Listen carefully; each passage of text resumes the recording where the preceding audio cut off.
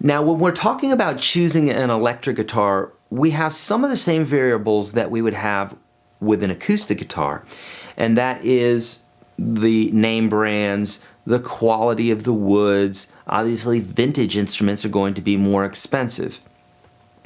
But there are some definite things that we want to think about when we're talking about an electric guitar in regards to its style, because electric guitars can vary widely in the sounds that they produce and in the way that they feel. So we can apply the same principles that we talked about in the acoustic guitar, except the wood on the body of an electric guitar is almost always going to be solid in some way, unless it's a hollow body guitar or something like that, which is what we call a semi-acoustic. But the feel or the budget is number one, and then the feel and the sound again, okay? Now, usually when it comes to electric guitars, the price ranges for them are going to be similar to acoustics, maybe even a little bit cheaper overall, because there's a little bit more work that goes into making an acoustic guitar, okay? But when we're talking about electric, go in with a budget, okay? Play some that feel good to you, and then listen for the sounds. Now, you could almost flip those two in that when it comes to the electric guitar, the sound has so much to do with the body style, with the pickups. These are called pickups. There's so much to do with that, okay? And so a little bit of research is necessary when it is that you're going to buy an electric. And what most people do is they have a few folks that they listen to that are their favorite guitar players, and they say, I want that guitar. And that's a great way to think about it in regards to if you see Jimmy Page playing a Les Paul a lot and you love that sound, or a Telecaster, used the Telecaster a lot as well. If you love that sound, then chances are when you play it, you're going to love that sound too, or it's going to get you closer to what you want. Okay, so going by what your favorite guitar players use is also a really great thing to do. Now, a disparaging difference between most guitars, electric guitars, is whether it has single coil or double coil pickups, what we call humbucker pickups. And you can tell the difference in this way. Single coil pickups basically cover one finger, okay? They're the size of one finger. If you see guitars that have two pickups here, then you're going to have a different style. For instance,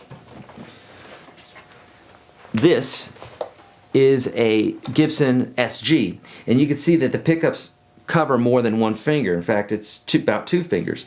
And this is what we call a humbucker pickup. And just a real short history on that, the single coil pickups can produce, most often they produce a hum, okay, which is just inherent of that technology back in the day, okay? And then somebody came along and said, I'm going to produce this pickup where basically there's two single coils in there and they cancel out the hum, okay? We don't need to get too deep in there other than they're higher output, so they produce a more rock and roll type sound than, say, the single coil type style pickups. They produce a heavier sound, and they get rid of that hum that we're talking about, okay? So there's some basics for you. Some other things to think about is you have either neck through, like either a neck that is glued on, or in the case of, say, like Fender Stratocasters, they're bolted on. Some folks have a preference for that. I don't. Typically the glued on necks are going to be more expensive. There's a little bit more craftsmanship involved in that.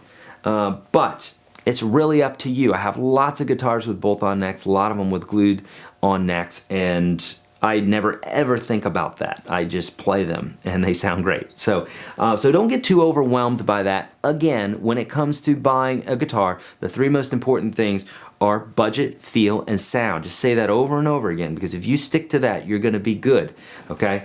So play the guitar, play it through some different amps. Have somebody else who really knows what they're doing play through it and give you their opinion of it. Because you could take this guitar, play it through a great sounding amp, and it's going to sound great. Okay? Put it through a bad sounding amp, you're going to think, well, the guitar doesn't sound so well. Well, it also has to do with the amplifier, okay?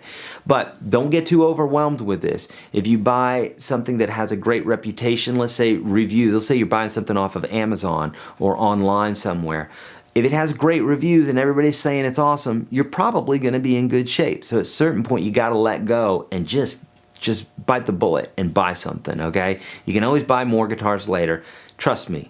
You can always do that later. I've bought many guitars over my lifetime, probably at least 100, I would guess, over my life. Bought and sold.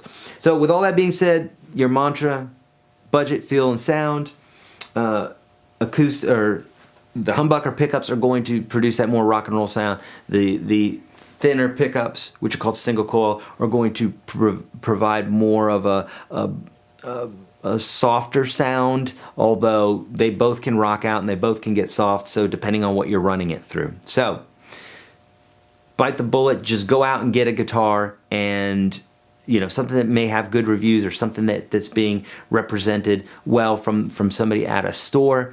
And then again, you're the judge here, and if you like the way it sounds, you like the way it feels, and it's within your price range, it's probably the guitar for you. So let it speak to you and get that electric guitar and let's get to playing.